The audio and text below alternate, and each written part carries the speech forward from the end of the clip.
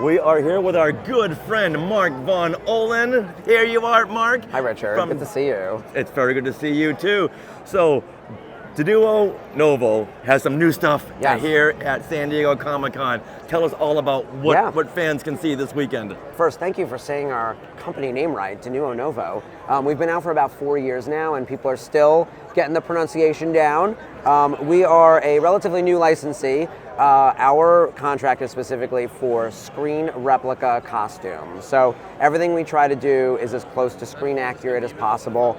We do high-end Star Wars costumes and collectibles, including helmets. This is one of our newest. This actually went on pre-order pretty recently. Captain Enoch from Star Wars Ahsoka, Season 1. He was sort of the leader of the army of zombie stormtroopers, right? And so he's got this beautiful, very specific stormtrooper style helmet that was obviously destroyed within universe and repaired with the Kasugi cracks. These are actually like built in, right? So you can feel that. Here, feel free to touch it. This is our floor model. I've already dropped it twice. So it's very Kylo Ren. Yes, exactly that same idea with like a nice bright gold pieced back together. Obviously for us, we didn't crack it and put it back together, but we did build in all of these ridges so you can like feel the 3D effect there. Everything we do is also highly wearable because we are a costume company. So while we're matching the replica to the artifact as close as possible, we want you to be able to put it on and make it comfortable. So it does have a fully lined interior as well. So you can see in here, nicely lined. We also give you extra cushion pads to put, so when it's on your head, you can adjust based on the size and shape of your head how it would fit. So I'm going to try it on. Here we go, it's Captain Enoch. I don't know if you can hear me in there, but you can see out of the eye holes.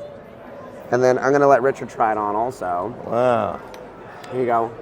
Okay, if I put this on, I might walk away with it? I think people might notice. Yeah. There's no Apple AirTag in there, though. You might make it pretty far. Very nice.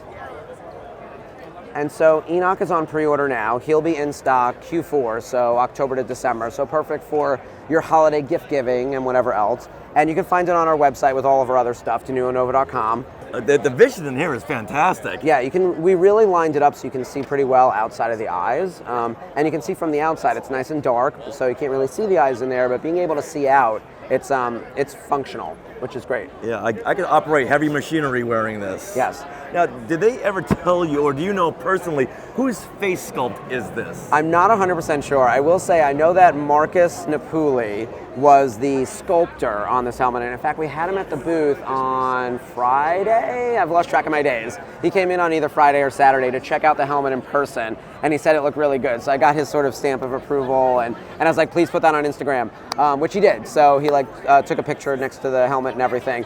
They haven't specifically told us where the face sculpt came from, other than that he made it along with the design direction came from Shauna and from Dave Filoni and everyone else who worked on the show. I have my own headcanon that he might actually still be alive, unlike the rest of the zombie troopers, and that's a sculpt of his own face, like he's actually human, or they did a face sculpt of him before he died and got resurrected. And that's, for some reason, he seems to be in charge. He might have been a more senior level officer. We get scans, and actually the way we made this helmet, they gave us all this beautiful photography, all of these great scans. We got 3D files, OBJ files, engineering pieces, all that stuff. They wouldn't tell me a lick about who the character is beyond what the bio is on StarWars.com. So one of the weird things about going into Ahsoka is I didn't know anything. And prior to this, when I worked at Topps, the trading card company, we would sometimes get scripts. So when we were working on Force Awakens, Rogue One, Last Jedi, Solo, I knew story beats coming because we were making trading cards. So we had to have some type of story element as part of it. Coming here to Ruby's and working on helmets and things, I actually don't need to know anything about what Din Djarin is up to in order to make his helmet. I just need to know what it looks like. So very different type of licensee experience. Now, is this made out of fiberglass? This is fiberglass. Most of our helmets are fiberglass, which makes for great display pieces. We do have plastic helmets as well, like all of our X-Wings, and a bunch of our Stormtroopers are also plastic, which is very good for trooping. So if you're a 501ster, if you're someone who likes to dress up, if you're trooping or whatever else, or walking around a con like today, the plastic helmets are obviously a lot lighter, and they still held up really well because they're ABS plastic. They're well sculpted and molded. So now, will there be two helmets variations available? One plastic, it's a little bit more inexpensive, and one fiberglass? On the Stormtroopers, yes. For Captain Enoch, we're just doing a fiberglass version. Same thing with like the Vader that we also revealed. He's fiberglass only, but we're going to talk about him next. But the Stormtroopers are available in both iterations. So he's on pre-order right now. $700 is the main price. All right, and you take credit cards that are invalid. Imperial credits, all sorts of trade capability. Yeah. Okay. Yeah. An IOU. Yeah, that's IOU? it. This is not the money you were looking for, etc. Yeah. All right, now let's move down here to Darth Vader. Yes. So this is actually our reveal at the show. So Darth Vader, possibly the best known villain in all of cinema, and certainly within all of sci-fi. And I know a lot of people have a lot of thoughts about who's the best Vader and what's their favorite version.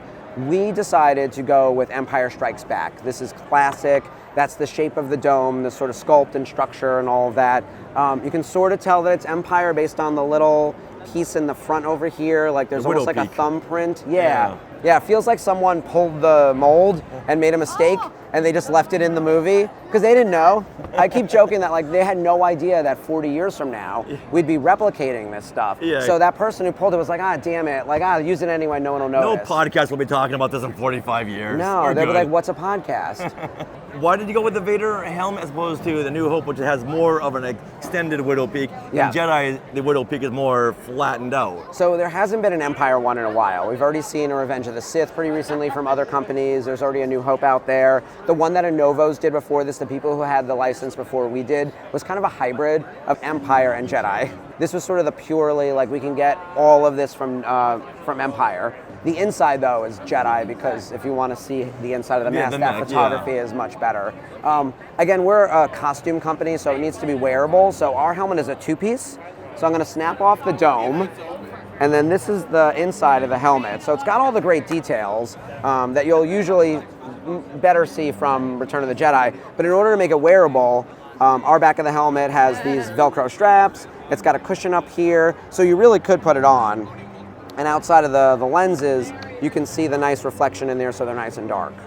And it's got this piece at the top that the dome like clicks into, right here. So that way it doesn't like flop around. Right, yeah, it keeps it locked in place. Yeah, so locks in there. So what's been the fan reaction to this Vader helmet? This has been really good, and I actually have my email set up right now to see when, because we're doing our sale on the website. Every time an order comes through, it hits my email, so I've been getting a lot of the notifications. This one seems to be going pretty fast. It is on pre-order now, and it'll be shipping at the end of the year, so similar time frame to Captain Enoch in Q4. This one is $999.99. I'm really happy with the response so far. We've had numerous podcasters and YouTubers come to the booth to check it out, several of whom really like work in the replica space, and so it's funny because they all go to check for this. When as soon as you say Empire, they're like, where, who, that? And I'm like, you always look for that widow Lord. peak. Yeah. You know exactly where it came from. Yeah, and look, I'm a huge Star Wars nerd. I'm probably, I like to say like 3 standard deviations out from the mean. The people who collect in this space are that and beyond, right? Like they know the level of detail, the way you guys know history and all that, the dates and everything. You know how Star Wars fans are. They really know their stuff. So we've gotten a lot of good compliments about this particular execution, and especially around the wearability. So, because there are lots of other replicas out there that are just, display pieces, which would be maybe a 3-piece helmet or something else that's out there. This is really meant to be worn. This is fiberglass. Yes, fiberglass, and it's about 5 pounds, so it would be heavy to wear. It's heavy, but extremely durable. Yes. Like as you said, you dropped Enoch a couple of times. Yeah, Enoch has hit the floor already. This thing it's been me, every time I take this off, it just gets like moved around on the table. So he's very much our floor model, and Anakin would have it no other way, right? He's a dramatic bitch, so he needs to be the center of attention. Now in 2 weeks, August the 8th, you'll be at Rebel Scum Con. Yes. Will these be available there as well? So some interesting things are happening on the Denuo front for Rebel Scum Con. As you guys might know, I work for the Virtual Cantina Network as well. I'm their head of programming. We love working with you guys.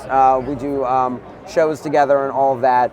I will be down there on behalf of the VCN, hosting a panel, working Boon to Eve, all that other stuff. For Denuo, I was able to make a couple things happen. So first off, for anyone who bought a VIP ticket to Rebel Scum Con, there will be an insert in your gift bag with some money to use on our website. So everyone is getting $50 from Denuo Novo in your gift bag. So you can then go shop on our site, which is great.